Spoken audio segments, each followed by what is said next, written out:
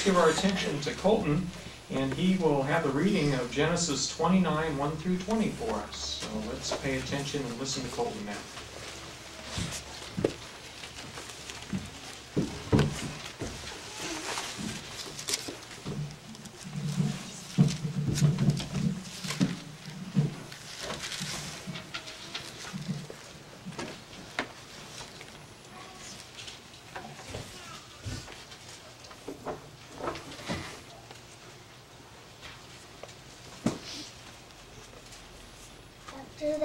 After that, Jacob set his feet in motion of traveled onto the land of Orientals. Now he looked, and here there was a well in the field, and here 3 droves of sheep were lying down there by it, because from that well they were accustomed to water. The droves, and there was a great stone over the mouth of the well. When all the droves had been gathered, there they rolled away the stone from off of the mouth of the well, and they watered the flocks, after which they returned the stone over the mouth of the well to its place. So Jacob said to them, "My brothers, from what place are you?" To which they said, "We are from Haran." Then he said to them, "Do you know Laban, the grandson of Nahor?" To which they said, "We know him." At this he said to them, "It is all right with him." In turn, they said, "It is all right, and here is Rachel, the daughter, coming with the sheep." And he went on to say, "Why, it is yet full day, and it is not the time for gathering the honey. Water the sheep, then go feed them." To this they said, "We are not allowed to do so until all the droves are gathered and they actually roll away the stone from off the mouth of the well. Then we must water the sheep while he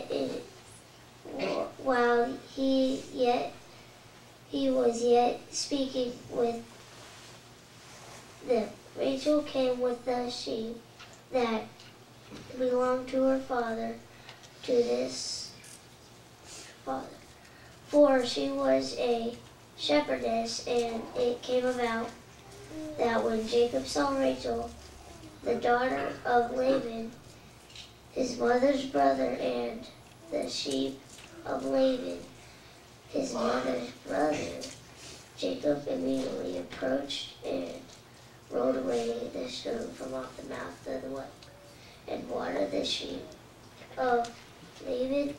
So his mother's brother, then Jacob kissed Rachel and raised his voice and burst into tears. And Jacob began to tell Rachel that he was the brother of her father, that he was the son of Rebekah, and she went running and telling her father. Now it came about, as soon as Laban heard the report about Jacob, the son of his sister, he went running to meet him. Then he embraced himself and kissed him, and brought him into his house. And he began to relate to Laban all those things. After that,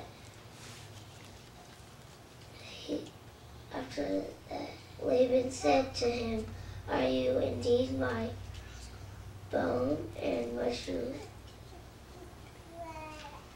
flesh?" So he dwelt with him a full month. After that, Laban said to Jacob, "Are you my brother? And must you serve me for nothing? Tell me what you are your wages to me." As it was, the older was Leah, the name of the younger Rachel, but the eyes of Leah had no luster, whereas Rachel had become beautiful in form and beautiful as countenance, and Jacob was in love with Rachel, so he said, "I am willing to serve you 7 years for Rachel, your younger daughter." To this Laban said, "It is better for me to give her to you than for me to give her to another man. Keep dwelling with me." And Jacob proceeded to serve 7 years for Rachel, but in his eyes they proved to be like some few days because of his love.